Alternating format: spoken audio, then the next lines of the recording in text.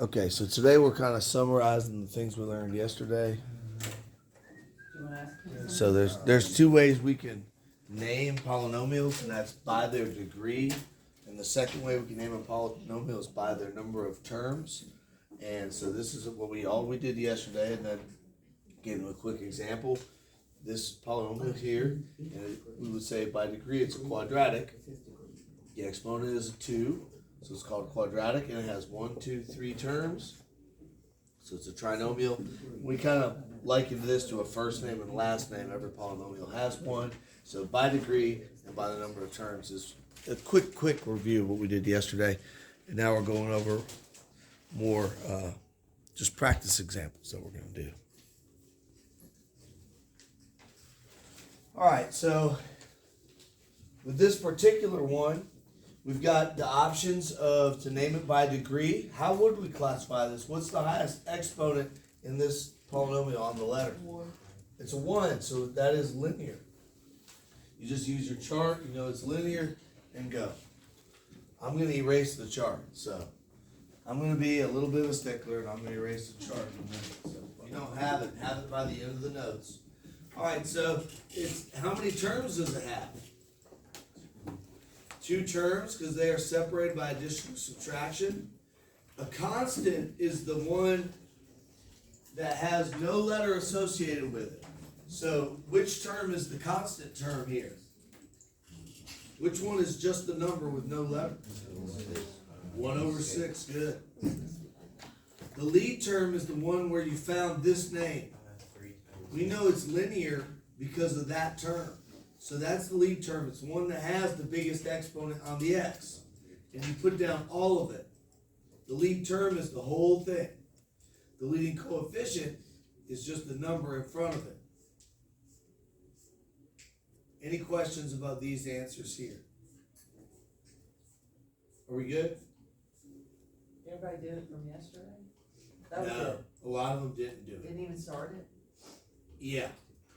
And some of the classes that it was the same thing. I held them until they actually worked out one problem and had to write them a pass. I had a couple kids trying not to do the thing, so. This is a really good delta math, actually. Yeah. I like Yeah. this one. We're We gonna did do- it now for 2. We're doing 3 of them today, so.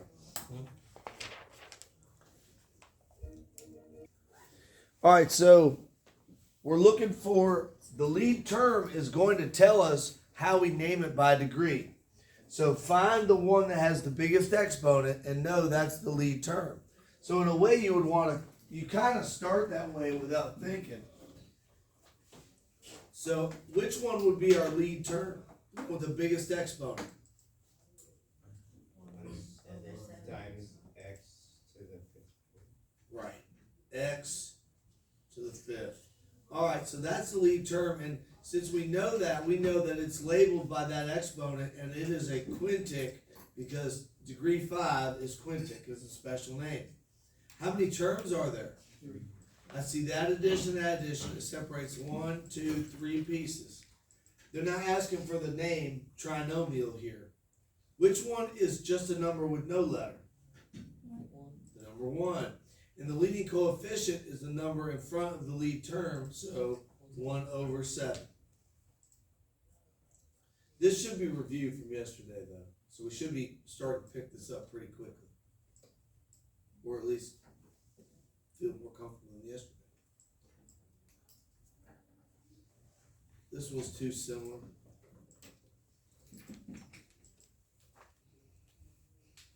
All right, let's do this one. Find the lead term. Just try and identify it. Think of it. Which letter has the biggest exponent? Nubia, what do you think it is? Yes. But we will say negative x to the 3rd power.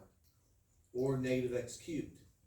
So this is negative x to the 3rd power. What number is in front of that, Yasmin? In front of the negative x to the 3rd. What's the -1. -1. So that's the leading coefficient. And we know how many terms does this have? 3. What do you think, Austin? 3. 3 terms, yeah. Which one is the constant term? The constant term is the one that has no letter. Jolene? Yeah, 7. Okay, and then we just title it based on that lead term. Power 3 means cubic.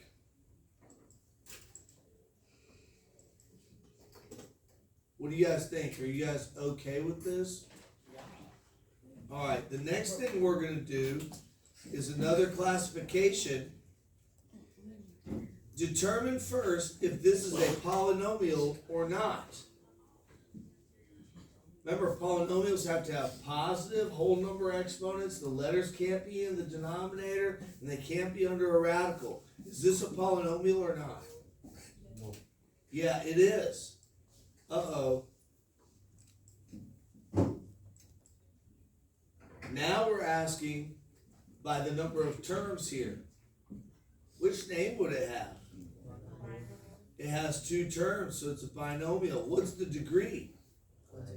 Of 5. Like, this doesn't require a whole lot more than the last one did. This one is interesting because this is not something I spent a lot of time talking about. So I like this example in particular. Now, look at all the exponents. Are they positive whole numbers? Is this a polynomial? It is. So you might want to add a note to your notes right now. I would even write this specific example down. It may help you. It's not a lot of writing. And again, I'm not going to talk much today. Okay. To find the degree of a polynomial, usually if it's just one variable, or when it's just one variable, you just find the base exponent and you're done. That's how we're doing this stuff most of the time. But this is different. There's how many letters here? How many different kinds of letters do you see? 2, C's and D's, right? Okay. The exponent on this particular one is a 1. So this little term here has a degree of 1.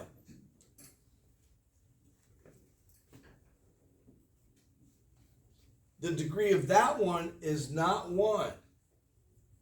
It's not 4 either. What is it? Does anyone remember this detail? It was not an emphasis yesterday, but we did talk about it. Yes. You add those exponents together for that particular term, so this one has a degree of 5. And the last one is only 1 letter, so the degree is 3. And then, so we did 1 plus 4 to get the 5. So now when you're trying to determine the degree of the polynomial, which one do you pick? The biggest one. So that's the answer. The degree is 5.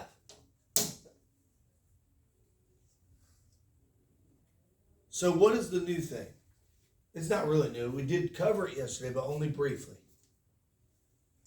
If you got multiple variables in the same term, what do you do with those exponents to find the degree?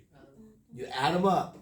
And then, after you figured all the numbers, you pick the biggest one, and that's the degree of the polynomial. Okay, great. Great job. Okay, this polynomial is a 1, 2, 3. It's a trinomial, and it has a degree of 5 because we added the 4 and the 1.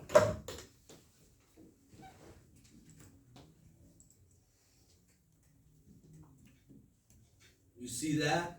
They did the same thing there. The 1 plus the 4 gives you a 5. This one's tricky. That's the expression. Is that a polynomial? No. It actually is. Do you see a letter with a negative exponent? Do you see a letter in a denominator? Nope. Do you see a letter with a fractional exponent? Nope. So this is a polynomial. It's a constant, it's a monomial, and has degree 0. See the first one on the list on on the whiteboard over here? Degree 0, constant. It's still a polynomial. It's just a monomial, and it has degree 0. It's degree 0. There's no variable, degree 0. What about this one? Is this a polynomial? Yeah. Why do you think it's not a polynomial? Because it has a number under the. No, It's all about the letters though. It's a polynomial. It's all about the letters. Is the letter under the radical? No.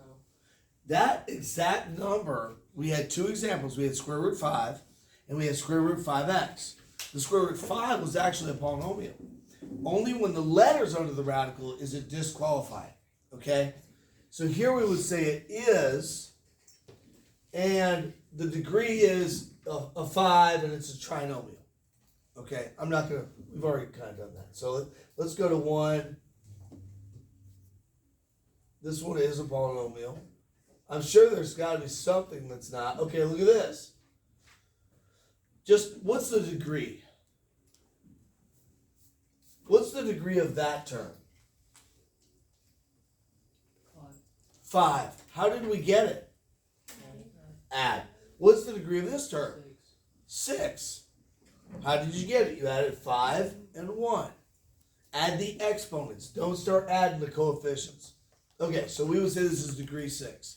All right, I think you guys got it. The last thing we're going to do today is to rewrite it in what's called standard form. And this is new. Go ahead and write this problem down. We'll do 1 or 2 examples. We'll go kind of quickly. And then I won't ask you to write the whole problem down. We'll just, but this one time, write that part down. Yes, I was gonna ask if it would matter in standard form I'm about to explain it. before. Can I explain it? It's too late. Okay, so yes, standard form does involve order, and we use descending order, and we list it from highest degree to lowest degree. Most of the time it's one variable, so we are going to go from the biggest exponent to the smallest exponent. Golly, it's been on there since before the break. Okay. All right, so which one has the big? Which one has the biggest exponent? 7 times x to the 5th. Yeah, 7x to the 5th plus 3x to the 4th minus 9. And that's all you've got to do. Rewrite it from biggest exponent to the smallest. Real simple. But I would give yourself one complete example, and then the rest we'll just do a couple of practice ones, 2 or 3, and you just put it in the right order, and then we'll say we're good. Because I think y'all learned this in middle school, but it's a pretty good refresher. Well, some students already knew about it.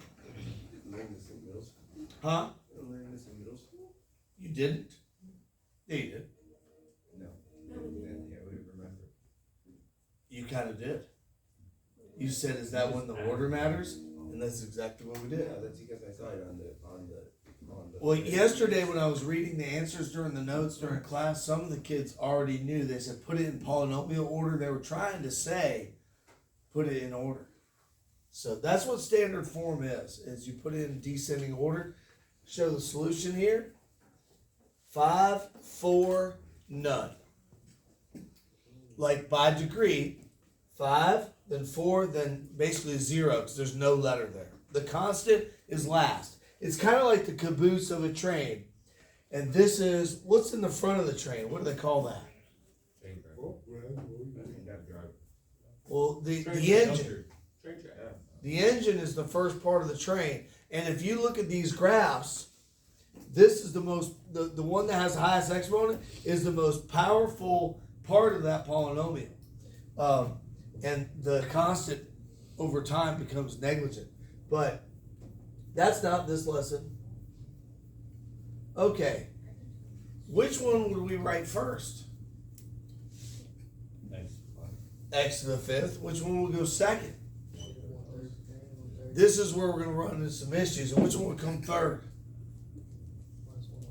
Right. We're going to have some issues with students not putting the signs in the right places. So it is x to the 5th, and then a minus 1/3, and you gotta slide it over, x squared, and then minus 1. These signs are the only thing that's gonna mess some kids up, is they're not gonna keep them in front of the term.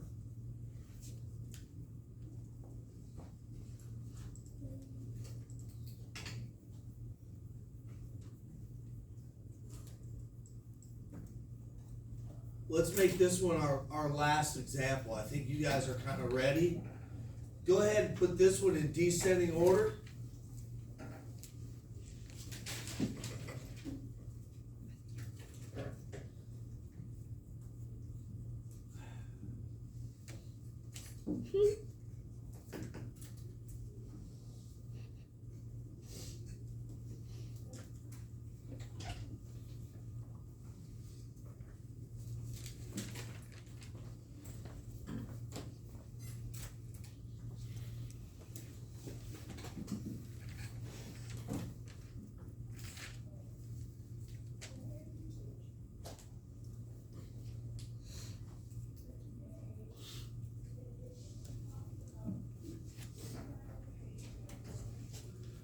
All right. Has everyone had a chance?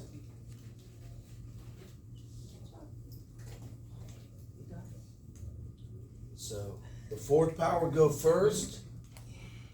Then the first power, the x to the first, would go second, and then the constant would go last. You guys think you're ready for this? I think so. I think you're gonna do great. I think you're gonna knock it out.